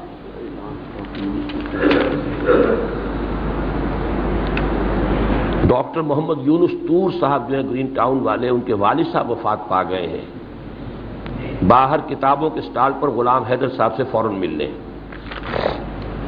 انا للہ و انا الیہ راجعون۔ بہرحال یہی سمجھ لیجئے کہ یعبدوننی لا یشرکون بی شیئا، یہ اس آیت استخلاف کا اختتام ہو رہا۔ جب تک یہ نہیں ہے ہم مشرک ہیں، ہم شرک کے ماحول میں سانس لے رہے ہیں۔ خدا کی حاکمیت نہیں ہے، انسانی حاکمیت ہے، ہمارا ہر سانس شرک میں ہے۔ کھا پی رہے ہیں وہ حرام سے ملوث ہے، پورا نظام حرام کا ہے۔ تو اصل میں تو توحید پوری ہوگی تب، شرک کا خاتمہ ہوگا تب جب وہ پورے نظام جو ہے زندگی کا وہ اسلام کے اوپر قائم ہو جائے۔ بہرحال اس میں اگلی بات جو مجھے عرض کرنی ہے وہ یہ کہ ہم نے تقریباً 3 سال ہوئے کہ یہ جو اصطلاحات کا میں نے آپ کے سامنے رکھا نا، تنوع ہوتی ہے اصطلاحات کے اندر اور یہ ایک بڑی خوبی ہوتی ہے، منوٹنی جو ہے وہ اچھی شے نہیں ہوتی۔ تو قرآن مجید نے بھی اصطلاحات بہت سی استعمال کی۔ پہلی سطح پر اسلام، اطاعت، تقوی، عبادت۔ دوسری سطح پر بہت سی ہیں، تبلیغ، دعوت، تلقین، تعلیم، نصیحت، یہ سب آئے گا، امر بالمعروف نہی عن المنکر، وعظ۔ پھر یہ کہ شہادت علی الناس۔ تیسری سطح پر تکبیر رب، اقامت دین، غلبہ دین، دین کل کا کل اللہ کے لیے ہو جائے، اللہ کی بات سب سے اونچی ہو جائے، اللہ کی حکومت قائم ہو جائے، نظام خلافت قائم ہو جائے۔ بات تو ایک ہی ہے، عبارات ناشتہ و حسن کا واحد۔ تو ہم اس سے پہلے بھی جو کام کر رہے تھے، آج 19واں برس ہے۔ بہرحال میں نے تو آپ سے عرض کیا کہ 19 برس کی عمر سے کام شروع کیا میں نے، اور شعوری طور پر کیا، اللہ کا شکر ادا کرتا ہوں۔ میری زندگی میں کوئی دور ایسا نہیں آیا کہ جس میں مجھے اس کے بارے میں کوئی اشتباہ لاحق ہوا ہو آج تک۔ اب 19 کا لفظ پھر دوبارہ آ گیا کہ تنظیم اسلامی 19 برس سے اس کے لیے کام کر رہی ہے۔ البتہ اس میں ہم نے ریسنٹلی خلافت کی اصطلاح کو نمایاں کیا ہے، صرف یہ فرق ہے جو واقع ہوا ہے کہ باقی اصطلاحات جو ہے بڑی ثقیل ہے۔ تکبیر رب کا مفہوم سمجھائیے، اقامت دین کا مطلب سمجھائیے، اظہار دین الحق علی الدین کلہ، اب اس کی تو بحث جو ہے وہ صرف و نحوی کی بڑی طویل ہے۔ یکون الدین کلہ للہ لتکون کلمۃ اللہ العلیٰ۔ تو خلافت کا نظام جو ہے سہل ہے سمجھنے کے لیے، اور پھر یہ کہ مسلمانوں کے ذہن میں کوئی نہ کوئی نقشہ ہے اس کا موجود اس حوالے سے، اور یہ بھی قرآن کی اصطلاح ہے، اتنی بنیادی اصطلاح ہے۔ خام خواہ کچھ لوگوں نے اس کے بارے میں ایک کنفیوژن پیدا کر دیا، اور نہ آدم کی تخلیق ہوئی ہے خلیفہ کے طور پر، پورا نظام حضرت داؤد کا خلافت کا نظام، لَيَسْتَخْلِفَنَّهُمْ فِي الْأَرْضِ مسلمانوں سے وعدہ ہو رہا ہے كَمَا اسْتَخْلَفَ الَّذِينَ مِن قَبْلِهِمْ، ظاہر بات ہے حکومت کا وعدہ ہو رہا ہے، حکومت کے لیے لفظ اصطلاح ہو رہی ہے، ورنہ اس سے پہلے بھی حضور صلی اللہ علیہ وسلم اور مسلمان تو اسلام پر عمل پیرا تھے ہی، وعدہ تو حکومت کا ہو رہا ہے وَلَا يُمَكِّنَنَّ لَهُمْ دِينَهُمُ الَّذِي ارْتَضَىٰ لَهُمْ۔ تو ہم نے اس اصطلاح کو استعمال کیا ہے، 3 سال سے اس نہج سے کام کر رہے ہیں، باقی یہ کہ اصل میں تو جو پہلے دن سے کام کر رہے ہیں وہ یہی ہے۔ البتہ حال ہی میں جو چند واقعات ہوئے ہیں ان کی طرف کچھ اشارہ کرنا چاہ رہا ہوں۔ یہ بہت بڑی بات ہے، مغربی دنیا میں بھی خلافت کا چرچا شروع ہوا ہے، اور یہ ایک نئی تحریک جو عرب ممالک کی تھی اصل تو، لیکن یہ کہ چونکہ وہاں وہ بینڈ ہے لہذا وہاں تو اگر ہے تو وہ انڈر گراؤنڈ ہے، اب ان کی جو ایکٹیویٹیز بھی ہیں وہ مغربی ممالک میں جو امیگرنٹس ہیں عرب ان کی تھی، لیکن اب یہ کہ ہندوستان پاکستان سے جو گئے ہیں لوگ امیگرنٹس امریکہ میں اور انگلینڈ وغیرہ میں، ان کی بھی جو نئی نسل ہے ان کی بھی بڑی تعداد ان کے ساتھ کام کر رہی ہے، اور خلافت کا غلغلہ خوب بلند کیا انہوں نے، اس میں کوئی شک نہیں۔ میں نے آج ہی جو جنگ میں کالم چھپا ہے، حالانکہ 4 مہینے تک اس میں 4.5 مہینے تک تعطل رہا ہے، میرے قلم پر کچھ گرا لگی رہی ہے، طبیعت میں بھی انقباض کی کیفیت رہی ہے، وہ ایک علیحدہ داستان ہے، اس کو چھوڑ دیجیے اس وقت، لیکن خاص اس موقع پر میں نے پھر قلم اٹھایا ہے، دعا بھی کی ہے، آپ بھی کیجئے کہ اگر اس کالم نویسی میں کوئی خیر ہے تو اللہ تعالیٰ اس میں تسلسل قائم کر دے، اور اگر نہیں ہے تو مستقل گرا لگا دے، پھر یہ تھوڑے تھوڑے وقفے کے بعد گنڈے دار والا معاملہ نہ رہے بلکہ تسلسل کے ساتھ ہو، یہ اللہ کے اوپر چھوڑا، استخارہ ہے، وہ جانتا ہے۔ ان كنت تعلم ان هذا الامر خير لي في ديني ومعاشي وعاقبة امري فاقدره لي ويسره لي ثم بارك لي فيه وان كنت تعلم ان هذا الامر شر لي في ديني ومعاشي وعاقبة امري فاصرف عني واصرفني عنه، سیدھی سیدھی بات۔ بہرحال اس میں کچھ تفصیل آ گئی ہے، لیکن یہ کہ اس میں جو 7 اگست کو جو جلسہ ہوا وہاں، وہ ایک بہت بڑا ایونٹ ہوا ہے یورپ کی یوں سمجھیے کہ تاریخ میں، اور وہاں کے پریس نے کہا ہے کہ اتنا بڑا مسلمانوں کا کوئی اجتماع آج تک مغرب میں نہیں ہوا، یعنی عالم مغرب میں، یورپ اور امریکہ میں۔ یہ بات میں نے آج کالم میں لکھ دی ہے کہ یہ بات ایک اعتبار سے غلط ہے، تبلیغی جماعت کے اجتماع اس سے کہیں بڑے بڑے وہاں ہوتے رہے، جو نیومیریکلی کہا جائے تو بات غلط ہے، لیکن اس اعتبار سے صحیح ہے کہ وہ خالص ایک وہ مذہبی انداز کی وہ اجتماعات ہوتے ہیں جن میں سیاست یا نظام اس سے کوئی بات ہی نہیں ہوتی، تو ایک نظام کے اعتبار سے، نظام خلافت کے اعتبار سے سیاسی اور انقلابی انداز کی گفتگو واقعتاً میں سمجھتا ہوں کہ بات صحیح ہے کہ اتنا بڑا اجتماع نہیں ہوا ہوگا۔ اس کو میں نے عنوان دیا ہے اذان خلافت، کیونکہ اب ہمارے ہاں جو یہ اذان ہونے والی ہے آج رات کو موچی دروازے میں اذان خلافت، بلکہ اس کے لیے تو میں لفظ لانا چاہتا ہوں اقامت خلافت، وہ میں بعد میں عرض کروں گا، اذان کے بعد اقامت کا مرحلہ آتا ہے، بہرحال اس کا مفہوم میرا کیا ہے وہ میں بعد میں عرض کروں گا۔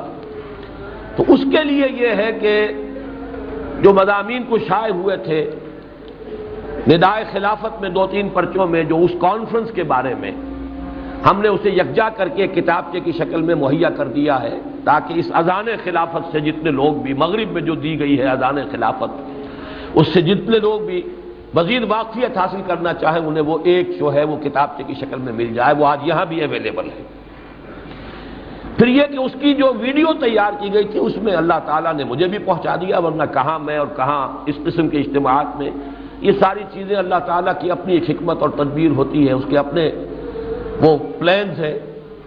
تقریباً 1 گھنٹے کی تقریر میری وہاں ہوئی ہے، اور انگریزی میں تو گفتگو کرتے ہوئے ہچکچاتا ہی ہوں بہت زیادہ، لیکن بہرحال سننے والوں نے کہا ہے کہ وہ ٹھیک تقریر ہو گئی۔ تو اس کا بھی ویڈیو جو ہے وہ آج دکھایا جائے گا، جو کاروان خلافت ہمارا یہاں سے چلے گا عصر کی نماز کے فوراً بعد، آج 4 بجے یہاں نماز عصر ہوگی جماعت، اور اس کے فوراً بعد یہاں سے ہم ایک قافلے کی شکل میں روانہ ہوں گے، وہاں مغرب جا کر پڑھیں گے، اور مغرب اور عشاء کے درمیان پھر وہاں پر اس جلسے کا وہ جو ہے ویڈیو دکھایا جائے گا، اور وہ ویڈیو وہاں پر خریدنے کے لیے بھی موجود ہوگا۔ یہ سارا اہتمام میں نے خاص وجہ سے کیا ہے، مجھے توقع نہیں تھی، میں پھر عرض کر رہا ہوں کہ اصل میں مشیت ہستی کا معاملہ ہے، میں یہ توقع ہی نہیں کر سکتا تھا کہ میں دعوت دوں اور وہاں سے حزب التحریر کے کوئی صاحب ہماری اس کانفرنس میں شرکت کے لیے تشریف لے آئیں۔ پھر بھی ہم نے جیسے بھی ہوا ہم نے اپنے کچھ وہاں جو ہمارے کارکن ہیں ان کے ذریعے سے دعوت پہنچائی، میں حیران رہ گیا ہوں. 1 2 نہیں 4 افراد آ رہے ہیں انشاءاللہ کل. دعا کریں کوئی رکاوٹ کسی وجہ سے نہ ہو جائے. بہرحال بکنگ وغیرہ مکمل ہر چیز. تو ان کا بھی تعارف جو ہے پہلے ہو جانا چاہیے یہاں پر. تو میں نے کچھ تھوڑا سا آج جو ہے وہ جنگ کے کالم میں بھی تعارف ان کا کرا دیا، لیکن وہ تو بہرحال محدود چیز ہے. لیکن یہ جو اب ہم نے وہ کتابچہ تیار کیا ہے اس میں ان کا تعارف ہو جائے گا. جمال ہاروڈ ایک کینیڈین ہے، نو مسلم ہے. ایک اور جو شخص ہے بیچارہ معذور ہے، ویل چیئر پر رہتا ہے، لیکن معلوم ہوتا ہے جسے آگ بھری ہوئی ہے جذبے کی اس کے اندر. فرید قاسم، باپ عراقی تھے، ماں جو ہے انگریز. ایک ہے مشرقی پاکستانی بنگلہ دیشی مسلمان جو وہاں کام کر رہے ہیں، اور ایک پاکستان سے. یہ 4 کا وفد آ رہا ہے. تو 22 اور 23 اکتوبر کو جو کل اور پرسوں ہمارے اجتماعات ہوں گے یہاں قرآن آڈیٹوریم میں، تو ایک دن ان میں سے ایک کو ہم نے تقسیم کیا ہے کہ ان کی تقریریں بھی ہوں گی، تاکہ آپ کو بھی اندازہ ہو کہ یہ جو اب غلغلہ خلافت ہے، یہ جو بھی عالمی سطح پر بلند ہو رہا ہے، اس کی کیا شان ہے. اور اس کتابچے سے بھی آپ کو معلوم ہوگا کہ اس میں چونکہ وہاں کے اخبارات کے بھی ہم نے ایڈیٹوریلز بھی اور دوسرے خبروں کے کٹنگز بھی دی ہیں، تو اس سے اندازہ ہوگا کہ کیا کچھ محسوس کیا گیا ہے اس تحریک خلافت کے بارے میں. اور ہماری تنظیم تو بیچاری یوں سمجھیے کہ ان ممالک میں، امریکہ میں تو پھر بھی کچھ ہے، انگلستان میں تو تقریباً نہ ہونے کے برابر. میں کبھی اپنی تنظیمی قوت کو کبھی بڑھا چڑھا کر بیان کرنے کا قائل نہیں ہوں، نہ عادی ہوں. جو صحیح بات ہے وہی سامنے رکھتا ہوں. لیکن یہ کہ وہاں بی بی سی کے تبصرے میں ایک صاحب نے جو منیلا میں سنا، ہمارے ساتھی نے، دوست نے، انہوں نے مجھے لکھا، انہوں نے کہا تنظیم اسلامی انگلستان اور امریکہ میں اپنا اثر و رسوخ بڑھا رہی ہے اور اس سے یہودیوں کو بڑی تشویش ہو گئی. یہ بی بی سی کا تبصرہ ہو. تو اللہ تعالیٰ کی یہ بھی شان ہوتی ہے کہ کبھی وہ دشمن بڑا زیادہ دشمن ہوتا ہے، چھوٹا کر کے دکھا دیتا ہے تاکہ تمہارے حوصلے پست نہ ہو. کبھی تمہیں بڑا کر کے لوگوں کے سامنے دکھا دیتا ہے تاکہ لوگوں کے اوپر تمہاری ہیبت طاری ہو جائے. خود حضور کی ایک مصنون دعا ہے، اللہم اجعلنی فی عینی صغیرا وفی اعین الناس کبیرا. اے اللہ مجھے اپنی آنکھوں میں تو چھوٹا بنائے رکھ، لیکن لوگوں کی آنکھوں میں مجھے بڑا بنا دے. اس لیے کہ مجھے وہ بڑائی اپنے لیے تو درکار نہیں ہے، تیرے دین کے لیے درکار ہے کہ لوگوں پر میری بات جو ہے اس کا اثر زیادہ ہو، لوگ میری بات کو زیادہ توجہ سے سنیں. اللہم اجعلنی فی عینی صغیرا وفی اعین الناس کبیرا. بہرحال یہ آج کے پروگرام میں نے آپ سے عرض کر دیا. پاکستان میں اصل میں جو بات میں کہہ رہا ہوں وہ یہ کہ پاکستان میں اذان کا معاملہ نہیں، اقامت کا معاملہ ہے. اذان وہاں دی گئی، اقامت کی جدوجہد یہاں کر دی گئی. اور بڑا اچھا اداریہ لکھا تھا اس پر برادرم اقتدار احمد صاحب نے، اس کو بھی ریپیٹ کیا ہم نے، اس جو اب کتابچے کی شکل میں آ گیا ہے، کہ انہوں نے کہا کہ ہمیں قدر نہیں ہے کہ ہمیں کتنے مواقع پاکستان میں حاصل ہیں. ہم اگر نہیں کرتے ہیں تو کم سے کم 10، میں کہتا ہوں 100 گنا بڑے مجرم ہوں گے. سعودی عرب میں تو کسی کو بات کرنے کی اجازت نہیں، کوئی جماعت بنانے کی اجازت نہیں. آپ کہیں جا کر عراق میں، لیبیا میں بات کر سکتے ہیں، آپ کا وجود نہیں رہے گا. یہ جو ہمیں مواقع حاصل ہیں، freedom of expression, freedom of association.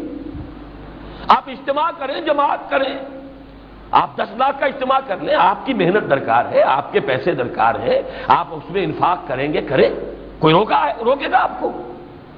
ہاں توڑ پھوڑ نہ ہو، کسی کو نقصان نہ پہنچائیں. آپ جلوس نکالیے. پھر ہم یہاں نہیں کرتے تو ہم زیادہ بڑے مجرم ہیں یا وہ؟ عوامی سطح پر، انفرادی سطح پر ہم زیادہ بڑے مجرم ہیں کہ ہمیں یہ سارے حقوق حاصل ہیں، لیکن ہمیں اپنے دھندے ہی عزیز ہیں. حالانکہ نظر آ رہا ہے کہ عذاب کی گھٹائیں آ رہی ہیں، کیا ہوگا ان کا؟ دیکھنا ان بستیوں کو تم کے ویراں ہو گئی، کیا رہ جائے گا یہاں؟ لیکن بنانا سب کچھ یہیں پر ہے. حضرت مسیح نے فرمایا تھا زمین پر نہ جمع کرو جہاں چوری کا بھی ڈر، ڈاکے کا بھی خوف، کیڑا بھی خراب کرتا ہے. آسمان پر جمع کرو جہاں نہ چوری ہے، نہ ڈاکہ ہے، نہ کیڑا خراب کر سکے. اور اگلا جملہ ہے اصل حکمت کا، اس لیے کہ میں تم سے صحیح کہتا ہوں جہاں تمہارا مال ہوگا وہی تمہارا دل لگا رہے گا. یہاں مال جمع کیا ہے، دل یہی ہوگا، فرشتے گھسیٹ کے لے کے جائیں گے یہاں سے. حضور نے اس کی مثال دی ہے کہ جیسے سیخ کے اوپر سے کباب اتارا جاتا ہے ایسے جان نکلے گی دنیا سے محبت کرنے والے کی.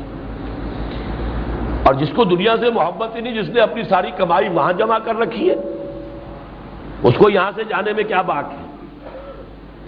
نشان مرد مومن بات گویم جو مر گایا تبسم مطلب ہے اس کی. حضور نے فرمایا ایسے جان نکلے گی جیسے کہ ایک بند مشکیزے میں سے ایک بوند ٹپک گئی. تو یہ حضرت مسیح کا جملہ دین میں. تو واقعہ یہ ہے کہ یہ ہمیں تو یہاں اس کی اقامت کی جد و جہد کرنی ہے. وہی اقامت جو میں نے کہا، اقامت دین کہہ لیں، تکبیر رب کہہ لیں، حکومت الہیہ کا قیام کہہ لیں، خلافت کا نظام کا قیام کہہ لیں، اس کی جد و جہد کرنی ہے. بہرحال ابھی آج کا جلسہ ہو، آج کا جلوس ہو، یہ ابھی اذان ہی کے درجے میں ہے چیزیں، لیکن اس میں تو پورے ذوق و شوق کے ساتھ شرکت ہو، جذبے کے ساتھ شرکت ہو.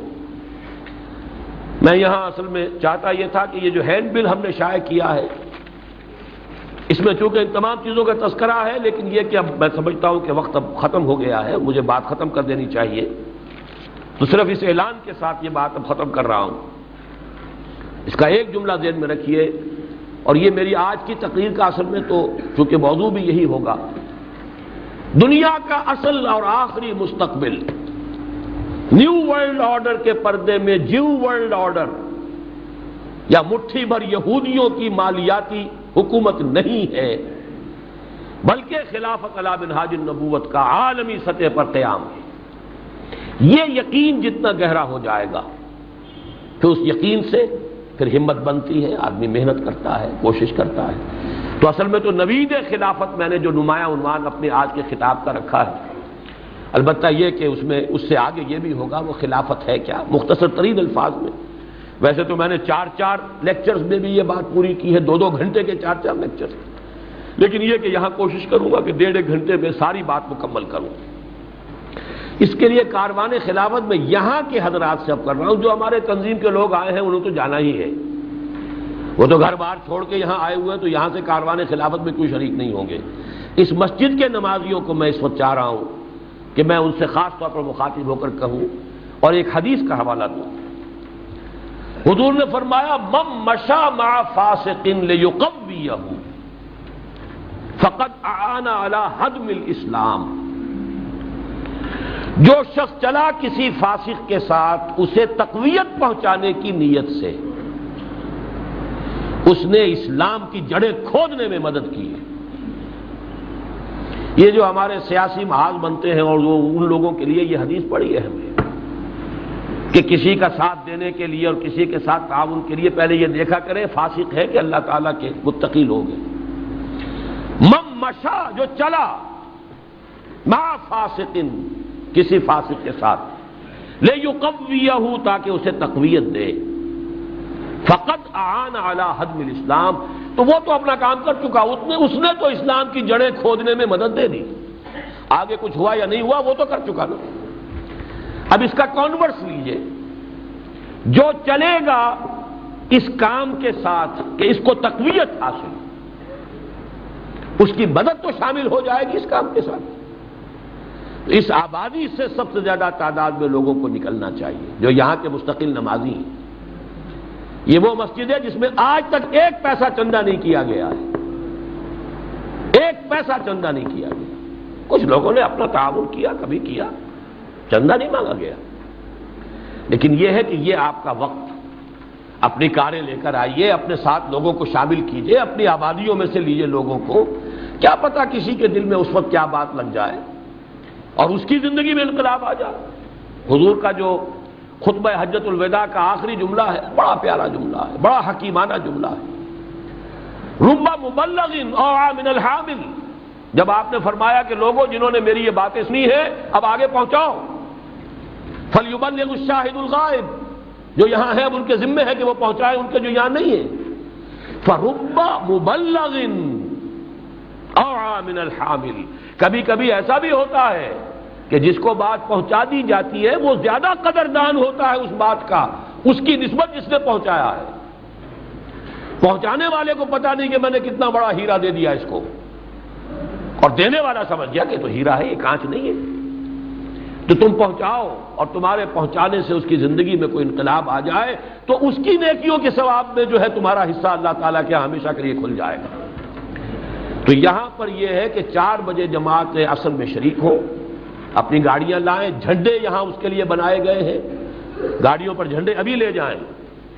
وہ صرف یہ بہت ہی معمولی سی قیمت اس کی ہے جو وصول کی جا رہی ہے، اپنی گاڑیوں پر جھنڈے لگا کر اپنے اپنے گھروں سے آ کے 4 بجے یہاں نماز پڑھیں، گاڑیاں بھر کے لائیں وہاں سے، اور پھر یہ کہ اس قافلے میں شریک ہو۔ 4:15 بجے انشاءاللہ ہم یہاں سے نکل پڑیں گے۔ آخری بات یہ کہ جو نقطہ ہے بہت مشکل اور بڑا، جس میں واقعتاً پیچ ہے، میں تسلیم کرتا ہوں، وہ ہے اقامت دین کا طریقہ کار۔ میں اصل میں اس وقت تو چونکہ میں نے پہلے عرض کیا وقت ختم ہو چکا ہے، مجھے کچھ نہیں کہنا چاہیے مزید، لیکن صرف وہ آخری اعلان جو مجھے اس کے حوالے سے کرنا ہے اس کے لیے عرض کر رہا ہوں کہ طریقہ کار کی بحث کو میں مانتا ہوں کہ پیچیدہ ہے۔ اس کی پیچیدگی کے اسباب کیا، وہ تجزیہ کر کے میں اپنے اسی سالانہ اجتماع کے دوران کسی نہ کسی اپنی گفتگو میں انشاءاللہ بیان کروں گا کہ پیچیدگی کے اسباب کیا ہیں، اس لیے کہ سبب معلوم ہو جائے تو آدمی اس کا کوئی حل اور اس کا کوئی علاج سوچتا ہے۔ لیکن بہرحال ایک نقطہ ہے جس پر کہ ہم پہنچے ہوئے ہیں کہ یہ 4 اگر جملے کہہ ہی دوں، ہر شخص مانے گا کہ یہ محض خواہش سے تو نہیں ہوگا، ہر شخص مانے گا صرف دعاؤں سے نہیں ہوگا، ایک بات اور مانیے صرف تبلیغ سے نہیں ہوگا، اور ایک بات اور مانیے انتخابات سے کبھی نہیں ہوگا۔ 4 کی نفی کر لیجیے، ہوگا انقلابی نہج سے جس کے اصول مستنبط ہو سیرت نبوی سے صلی اللہ علیہ وسلم، ورنہ محنتیں، قربانیاں، کوششیں بھی ضائع جائیں گی۔ میں تو اپنی ساری سوچ کے خلاصے آج آپ کے سامنے رکھ رہا ہوں۔ قربانیاں کوئی نتیجہ نہیں نکالیں گی اگر طریق نبوی پر نہیں، الٹی سیدھی قربانیاں بیکار جائیں گی۔ ہاں اللہ کے ہاں اس کا اجر و ثواب مل جائے گا حسن نیت کی بنیاد پر، خلوص ہے اللہ کے اجر ملے گا، لیکن دنیا میں نتیجہ نہیں نکلے گا جب تک کہ وہ ٹھیک خلاف پیمبر کسے راہ گزید کہ ہرگز بمنزل نخواہد رسید۔ منزل تو اصل میں اقامت دین ہے، پتہ نہیں جس شعر کہنے والے نے منزل کون سی سمجھی ہے، لیکن یہ کہ منزل اقامت دین، منزل قیام خلافت کی طرف جانا ہے تو طریق محمدی صلی اللہ علیہ وسلم کے سوا کوئی چارہ کار نہیں۔ اس کی انٹرپریٹیشن کے اندر کوئی باریک سا اختلاف ہو جائے وہ علیحدہ بات ہے۔ بہرحال ہم نے اس مرتبہ جو خاص اہتمام کیا ہے وہ یہ ہے، جو حضرات بھی یہ سمجھتے ہیں یا داعی ہیں کہ ہم انتخابی طریقے سے کنارہ کش ہو کر انقلابی طریقے پر عمل پیرا ہیں، اب وہ کیا ہے واقعتاً ہے نہیں ہے اس سے ہمیں بحث نہیں، جو یہ مدعی ہے کہ ہم الیکشن کے راستے کو تج کر چھوڑ کر اور ہم انقلابی طریقہ کار پر عمل پیرا ہیں، ہم نے ان کو دعوت دی ہے کہ آئیں ہمارے اجتماع میں، میرے یہ سارے ساتھی جو ہیں پاکستان کے کونے کونے سے وہاں جمع ہوں گے، وہ اپنے طریقہ کار کی وضاحت کریں۔ میں نے تو ٹھیک غالباً 10 سال پہلے 84 ہوگا وہ یا 85 جس میں اسی مسجد کے اندر اپنے تمام بھیڑوں کو جمع کر دیا تھا، اور کئی تو واقعی بھیڑیے ثابت ہوئے کہ جو آئے تقریریں کرنے کے لیے، انہوں نے ہمارا مذاق بھی اڑایا، اپنا استہزاء بھی کیا، ہمارے اوپر فقرے بھی چست کیے، اور ہم نے بیٹھ کر سنے۔ ہم نے کہا یہ ہمارا دین کا خلاصہ ہے جو ہم نے سمجھا ہے، آپ اس کے اوپر تنقید کیجئے، صحیح ہے تو تائید کیجئے۔ لوگ تائید کرنے والے بھی آئے، تماشا بنانے والے بھی آئے، لیکن صبر و سکون کے ساتھ ہمارے ساتھیوں نے بات کو سنا، اور میں نے طے کر لیا تھا کہ میں تو جواب بھی نہیں دوں گا، سوال بھی نہیں کروں گا، ایک سے صرف سوال کیا تھا خاص اجازت لے کر، باقی ہمارے رفقا کو اجازت تھی کہ وہ سوال کر سکتے ہیں بات سمجھنے کے لیے۔ تو بالکل اسی نہج پر ہم نے اس مرتبہ یہ 2 دن کل اور پرسوں یہاں جو اس پاکستان میں جو لوگ طریقہ کار پر عمل پیرا ہیں، ایک تنظیم الاخوان مولانا محمد اکرم آوان صاحب کی، ان کو دعوت دی ہے، انہوں نے مان لیا، انشاءاللہ پرسوں وہ ہوں گے۔ کراچی میں ایک صاحب ہے بریلوی مکتب فکر سے، ہم تو اس سے فرقے واریت سے بلندتر ہو کر بات کرنا چاہتے ہیں، وہ سید جمال الدین صاحب مفتی ہیں، ان کی بعض کتابیں بھی ہم نے دیکھی پسند آئی ہیں، وہ بھی تشریف لا رہے ہیں، وہ انشاءاللہ کل ہوں گے۔ اسی طریقے سے اہل حدیث مکتب فکر میں جو یہ جن کا کہ اس وقت اجتماع بھی ہو رہا ہے، بہت بڑا ہو رہا ہے مرید کے میں، تو ان کو بھی ہم نے پروفیسر سعید صاحب کو دعوت دی ہے، وہ بھی آئیں گے۔ تو گویا کہ بریلوی بھی، اہل حدیث بھی، اور یہ جو ہے یہ بھی بہرحال تصوف کے سلسلے کے آدمی ہے، اور پھر یہ کہ میجر محمد امین منہاج صاحب جو ہے وہ بھی تحریک فہم القرآن، یہ ہم نے طے کر لیا ہے کہ صرف مفکرین نہیں چاہیے ہمیں، وہ جنہوں نے کوئی نہ کوئی اجتماعی جدوجہد شروع کی ہو، جماعت بنائی ہو، ورنہ انڈیویجول جو ہے وہ تو بڑے بڑے مفکرین جو ہے لاکھ حکیم سر بجیب ایک کلیم سر بکف، بہرحال میدان میں آ کر کچھ لوگوں کو ساتھ جوڑا ہو کام کرنے کے لیے، انہیں ہم نے دعوت دی۔ خواہش تو ہماری بڑی تھی کہ صوفی محمد صاحب جنہوں نے وہ تحریک شروع کی ہوئی ہے مالا کنڈ کے علاقے میں، اور جنہوں نے 2 مرتبہ بڑے بڑے جو ہے مظاہرے کیے ہیں، تو ان کو بھی دعوت دی تھی، لیکن ان کے کچھ حالات ایسے تھے اس وقت، جس میں ایک بات یہ بھی تھی کہ اندیشہ ہے کہ اگر وہ وہاں سے کہیں باہر آ جائے، اس وقت وہاں تو قلعے میں ہے وہ، اور حکومت ہاتھ ڈالتے ہوئے ڈرتی ہے ان پر، لیکن ہو سکتا ہے کہ انہیں فوراً گرفتار کر لیا جائے اور تحریک جو ہے پھر وہاں بغیر لیڈر کے رہ جائے، وہ بہت خطرناک شکل ہو جاتی ہے، کیونکہ وہاں بہرحال پٹھان خون ہے، پچھلے دنوں بھی وہاں پر کئی جانے گئی ہیں، تو اس حوالے سے ان کا وہاں رہنا ضروری ہے۔ بہرحال خواہش تھی کہ وہ آتے، لیکن وہ ان کی معذرت آئی۔ تو 4 حضرات یہ پاکستان سے، اور یہ 4 حضرات جو اب انگلستان سے آ رہے ہیں، تو یہاں پر یہ ایک لیفلیٹ بھی تقسیم ہوا ہے، اس میں عبارت جو ہے وہ عوام کو شکایت ہے کہ مذہبی جماعتیں ایک پلیٹ فارم پر جمع نہیں ہوتی، اس تاثر کے ازالے کے لیے تنظیم اسلامی کے 19ویں سالانہ اجتماع کے موقع پر آج اور کل کے، چونکہ کل جو ہے یہ تقسیم ہوگا 22 اور 23 اکتوبر کو، کل اخبار میں بھی اس کا اشتہار آئے گا، بعد نماز مغرب قرآن آڈیٹوریم میں نفاذ اسلام کے لیے انقلابی جدوجہد میں یقین رکھنے والی جماعتوں کے حسب ذیل سربراہ جو ہے وہ اپنا بیان کریں گے۔ تو اس میں بھی یہ بھی ظاہر بات ہے، تنظیم کے رفقا تو جو کراچی سے چل کے آ گیا وہ ہے ہی ہے، اور جو پشاور سے یا دیر سے چل کر آ گئے وہ تو شامل ہوں گے ہی۔ اس وقت خاص طور پر میں نے جو حضرات بھی یہاں کے مقامی آبادی کے یہاں موجود ہوں ان کی اطلاع کے لیے چند باتیں عرض کر دی۔